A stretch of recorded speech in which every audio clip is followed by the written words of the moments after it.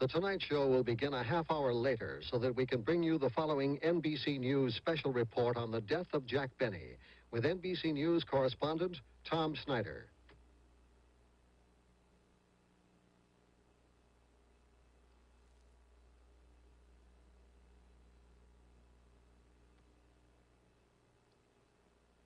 Jack Benny. How often he brightened the late-night hours on television for so many of us all across America. Guest appearing with Johnny Carson on The Tonight Show during this very same time period. Last evening, as many of us were watching that same program here in the Pacific time zones, the news division of the National Broadcasting Company interrupted the show to say that the time of waiting was over and that for many of us, the time of mourning had begun. Jack Benny died quietly at his home in Holmby Hills in suburban West Los Angeles. He was 80 years old. Cancer finally killed him. Around the hallways of this building in Burbank and at the NBC television studios in Rockefeller Center in New York, the laughter of Jack Benny's time is still here, as are the people who knew him best, who worked with Mr. Benny day in and day out.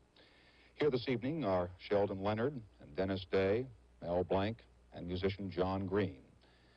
In New York tonight, Edwin Newman has Isaac Stern, who knew the Jack Benny who had a passion for the violin, and Jack Paar, Mr. Benny's good friend. But the real star of this broadcast tonight is Jack Benny.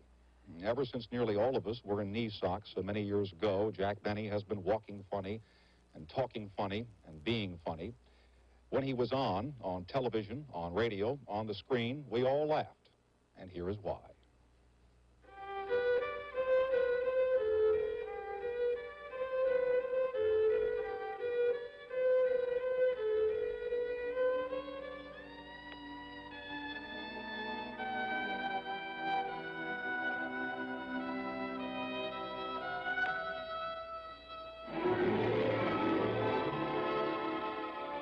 If I had liked the violin when I was a little kid, the way I like it now, I doubt very much that I would have been a comedian. Fortunately for the world of comedy, Jack Benny's serious love affair with the violin came after he was firmly established as one of radio and then television's best-loved comedians. Benny had started in vaudeville, tried musicals, even movies, before the big break came with a guest appearance on radio in 1931, when he said, "This is Jack Benny. Now there will be a pause for everyone to say, 'Who cares?'" Well, a lot of people did, for he soon had his own show, and by 1935 was the nation's top-rated radio comedian. Benny developed the other members of his show into personalities in their own right. Rochester, his long-suffering valet, who frequently was much smarter than his boss. Benny's own wife, Mary Livingston, who turned into a talented comedian on the show. The naive character created for Dennis Day, who, according to script, not only sang on the program, but mowed Benny's lawn as well. He got laughs from exploiting his announcer Don Wilson and his waistline and bandleader Phil Harris as a heavy drinker. Benny himself had first tried the character of a drunk, then a compulsive girl chaser, but none worked until he hit upon the stingiest man in the world. It has to be comedy's longest-running gag. Cheer up, Jack. When you're retired, you can tune in on my new show. New show? People don't want entertainment today. A radio show has to give away things. Nylons, ice boxes, automobiles. You mean to stay on the air, you have to give things away? Yeah. I'll die first. Mister, put down that gun. Shut up. I said this is a stick-up. Now, come on. Your money or your life. Look, Bud, I said your money or your life. I'm thinking it over. Contrary to my very stingy character, which is done to get laughs, I am very charitable. I do give away a lot of money, and I give it for all kinds of causes and all kinds of organizations, and I think now more than ever, because it has to be done. So I find places to put a lot of the money that I make. Because I don't want people to think that I just take money and I hoard it like Scrooge or something like that, because I don't, you know. The more money I can make, the more I'm in a position to give away, you know. I'm not trying to spoil my image. Don't get this. I want people to think I'm stingy, otherwise it's not funny. In 1952, Jack Benny appeared on television for the first time in a regular series, bringing with him his radio cast, and it was a successful transition. The visual Benny could be most effective, like with his longtime friend, George Burns. Burns was once quoted as saying of Benny, "The way he walks, you could put a dress on him and take him anywhere." And that's just what he did in his Las Vegas nightclub act. I remember a few years ago when I was frightened, I thought, geez, I'm getting older. Maybe I can't be funny anymore.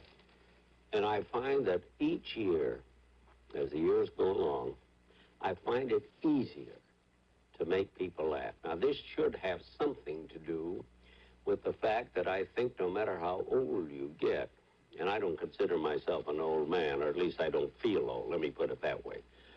But as you go on in years, you must learn more. I don't care how old you are. If you're in the business of comedy, as you keep working and thinking and trying to improve, you should be, if you are a comedian, you should be funnier as you get older.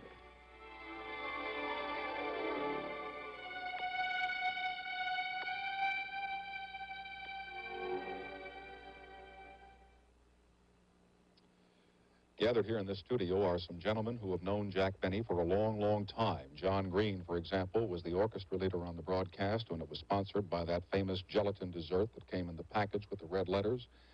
Mel Blanc, the man of I don't know how many thousand voices, who did everything from dialect to the Maxwell car. Dennis Day, who bumbled his way through programs as the guy who couldn't do anything right except sing a song. And Sheldon Leonard, who was the tout, who not only touted races, but elevators for a time on the Jack Benny program.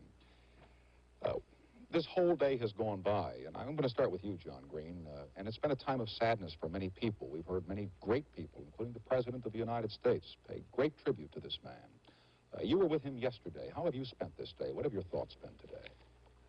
Well, it's a sad time in that the world at large is the poorer for Jack Benny's departure from it, and those of us who are close to him are perhaps by geometric progression even poorer than that without him. But once the awful shock of realizing that he was gone was past, I found myself being very grateful for the life that Jack lived. Tom's been around a long time all over the world, and I would have to say that Jack lived the single most blessed life of any individual I've ever known. He was the least angry man that I've ever known in my life. And anger is the most enervating emotion of which a human being, by which a human being can be lumbered. And Jack was not angry. He was appreciated all over the world. I've known Jack intimately since 1935. Never did I know him to feel unwanted or frustrated or unfulfilled. And he had, in such large measure as to beg a description, the joy of giving. Mm-hmm. Because it's a very, very extreme statement, but I've been thinking about nothing else for the past 24 hours. And it seems to me that Jack gave more happiness to more people in the world than any other single individual in our time. And at the age of 80, he was actively planning his next special and about to appear in a major film with Walter Matthau, the Sunshine Boys, and didn't even know that he was seriously ill. Did you know that he was seriously ill? Nobody knew it except his doctor, and then Mary, his wife. Mary didn't know it until 2 weeks ago. And he didn't suffer, you know. Mm-hmm. He was acutely ill for a very short time and was heavily sedated from the moment they knew what it was. You say nobody knew. Does that go for the rest of you gentlemen here? Yes, we did. Yes, nobody I knew. didn't know. Mary didn't tell anybody. She felt that even though she knew it, she said only this afternoon again to me, she said, I just felt that if I didn't say anything about it, that it would go away, which is a perfectly normal thing. And it wasn't until Tuesday that any of us who were close to Jack knew. All of you have some stories I would love to hear you tell, but I must do something else here, which some of us around this building have been waiting for all afternoon.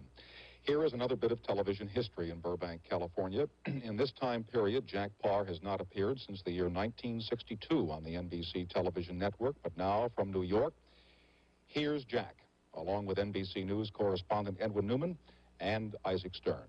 Ed?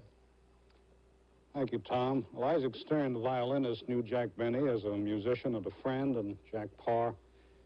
To Jack Paar, Jack Benny was a benefactor. Jack, we asked you to come in to tell us about that. How did it happen? Well, it was in the war, and it was, strangely enough, on Guadalcanal. I was in a hospital, and Benny had heard about me being an entertainer in the infantry and came to see me. May I quickly say, in the hospital in Guadalcanal, I was in for athlete's foot, or feet. It wasn't anything heroic. And Benny came to see me and said that he had been hearing about me in the Pacific, and when I came back, would I come and see him, that he had some plans for me. And I didn't go to see him, but I did make an audition, and it got to him, and I worked for Jack for a year, and I've known him closely for about 25, 30 years.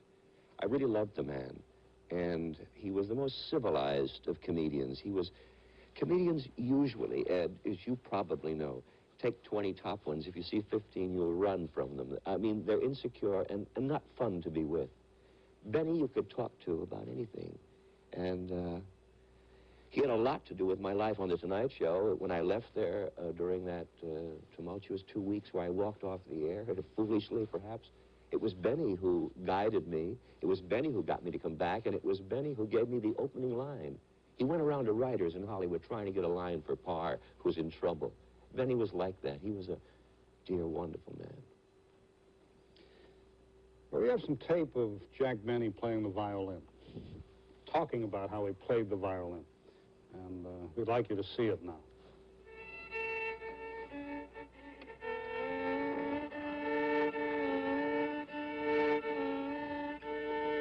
When I give a concert, I must play as well as I can. It isn't funny if I give a concert and I try to play badly. Now, that's about as unfunny as anybody can be, is to take the violin and try to play badly. The only reason my concerts are funny is because I play heavy numbers, classical numbers, and I try to play them as well as I can. And I just can't quite make it. And that's what's funny. I'm going to play if they'll let me, I'm going to play the Mendelssohn Concerto. Well, that's September 27th, then. I know, and this is the 4th. It's going to take me that long to learn it. Leave me alone. No, because you're the only musician that's getting paid, you see. Who's getting paid? You're the only one. Honest to God? Yes. Isaac Stern, is that how you met Jack Benny, through the violin? Yes, well, partly. We first met, actually, doing something that Jack did so often, a benefit, where we played together. That was the first time we knew each other, we met each other in any way. And then he asked me to do a couple of shows with him in Hollywood, which we did. And we became very fast friends. You know, I don't know if people really realize what Jack did for music in this country. He really loved the violin. The one thing he had most deeply was respect for music and respect for artists. He never denigrated the artist. He always made fun of himself. And then he would do these concert tours. In fact, I was his manager practically. I would arrange for orchestras to invite him, and he'd do these benefits for them. And I think he raised more money individually for the symphony orchestras, for their pension funds, for the musicians, than any other single individual. It must be well over $2 million, $2.5 million that he raised over the years. And he did love to play. He worked as much as he could, and he would always have the violin with him. He would go to concerts, He would come whenever there was a chance for him to come in to hear a concert where I was. If I was anywhere in the area, he would come in.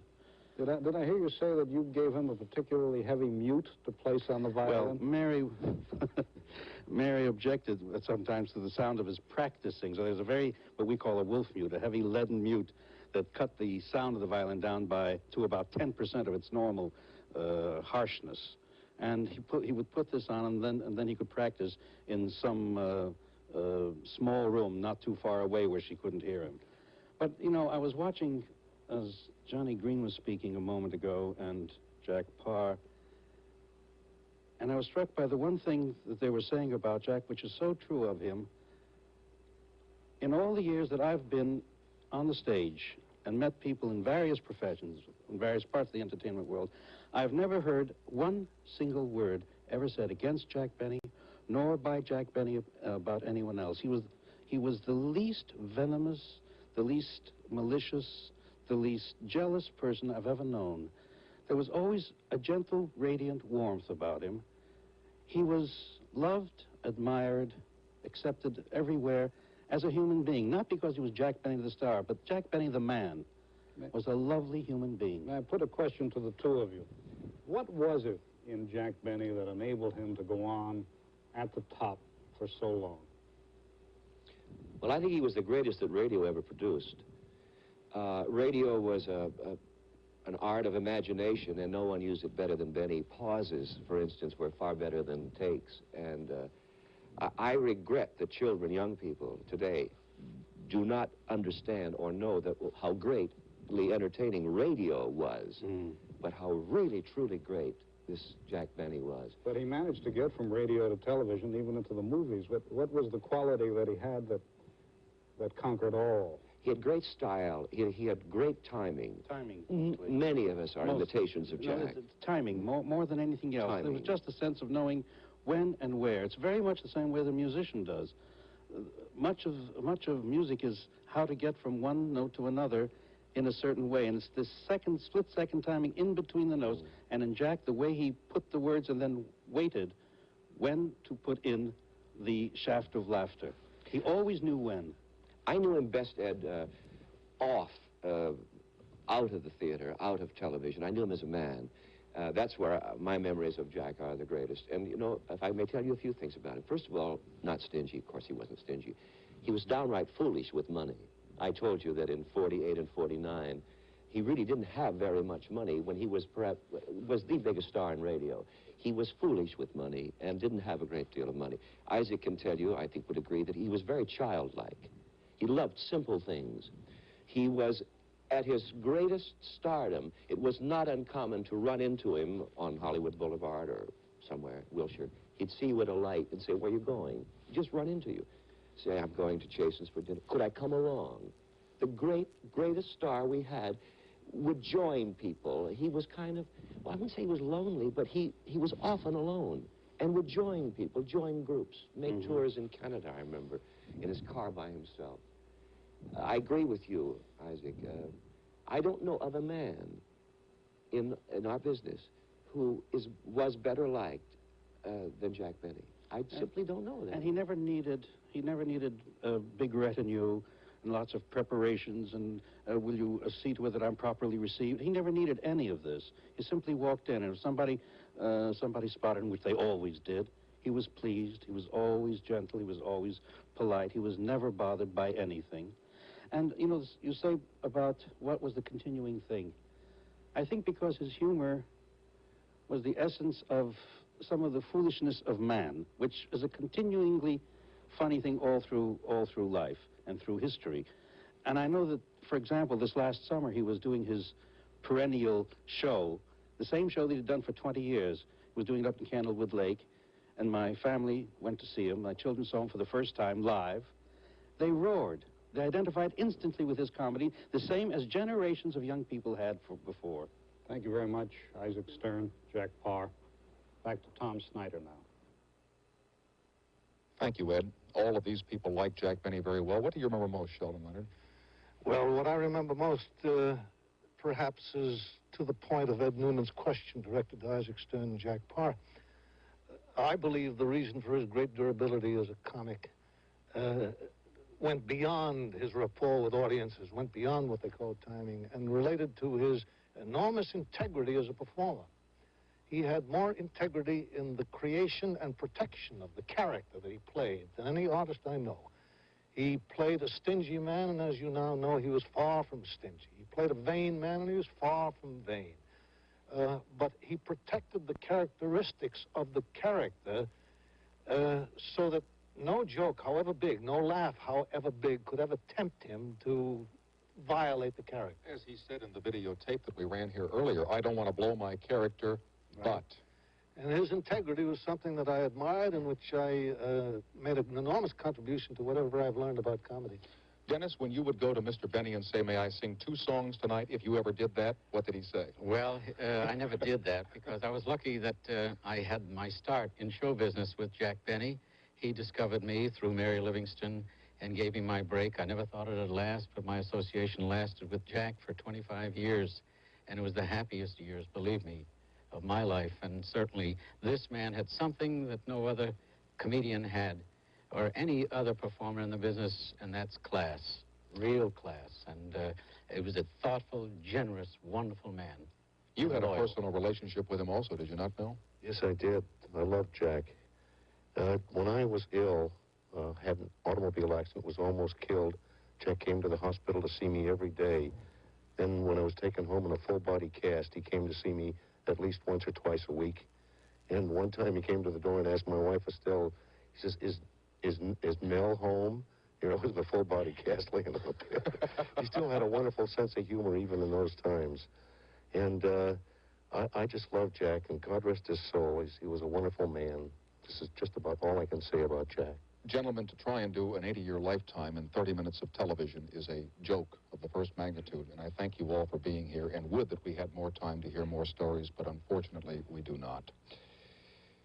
Jack Benny made the city of Waukegan almost a landmark in this world. He was born in that Illinois town back in the 1800s. His mom and pop ran a saloon there. He never forgot Waukegan. He took Waukegan wherever he would go with whatever he would do, and the people who lived there never forgot that. Waukegan, Illinois isn't famous for very much, but if you ask most people here if the city has one claim to fame, they will say it is the hometown of Jack Benny. He grew up here as Benny Kubelski, for a time living above his father's clothing store on Genesee Street. Frank Wallin went to school with Benny and later hired him as a violinist in his dance band. He was a good violinist. And he was always a wit, although he never used it, his witticisms, until he was in the Navy Review. When he was in the Navy Review, as a news media quoted him this morning, That's when he started his comedy really started. And before that, he was called Allah Ben Bernie.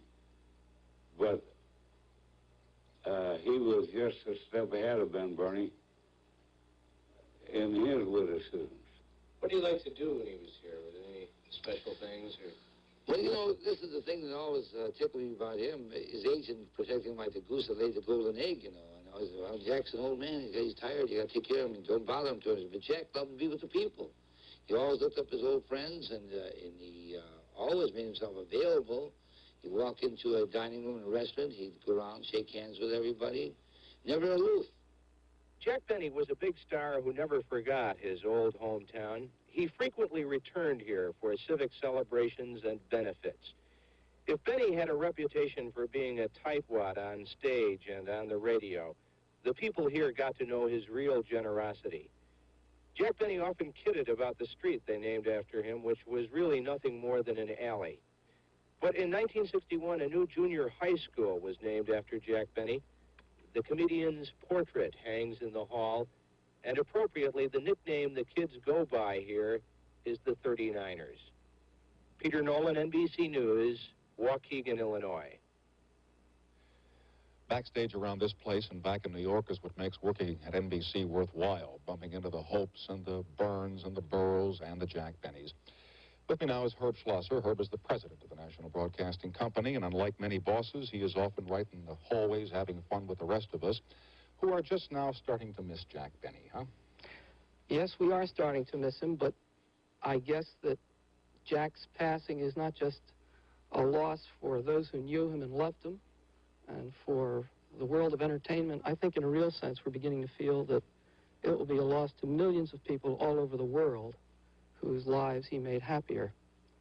And it's going to be hard imagining a world without Jack Benny, because for most of our lives he's been there either on radio or on television. As I say, since we were in knee socks, That's there was right. a Jack Benny program And he really represents an era, I think a brilliant era of entertainment in this country that has produced so many of our brilliant stars, Bob Hope and Burl and so many others, who came out of a training ground that seems to have vanished.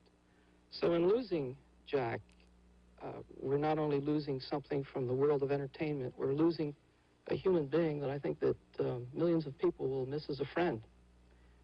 We at NBC feel we were privileged that he was part of NBC, both on radio and on television, and we were honored that we could bring this great talent to America.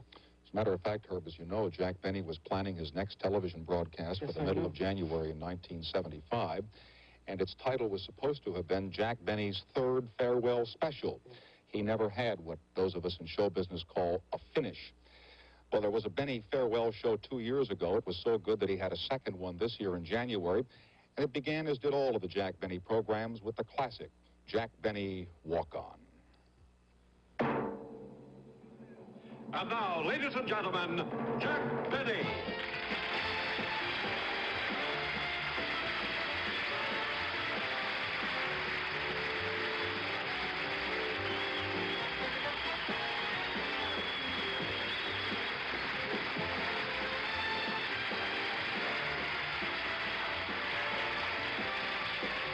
Thank you very, very much, ladies and gentlemen, and welcome to my second farewell special. But I don't worry about age. Remember I told you before.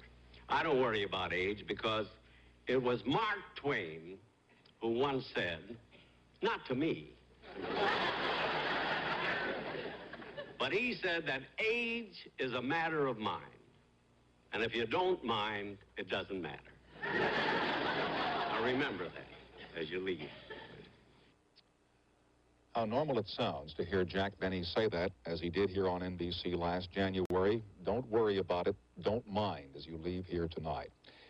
He once called himself a surprisingly normal human being who lived with his wife, Mary Livingston, for nearly 50 years because he said he never found time to see a psychiatrist. Today, Mary Livingston said, in all my years with Jack, he never gave me one bad moment or one bad day. Come to think of it, Jack Benny never gave anybody a bad day. Good night, everybody.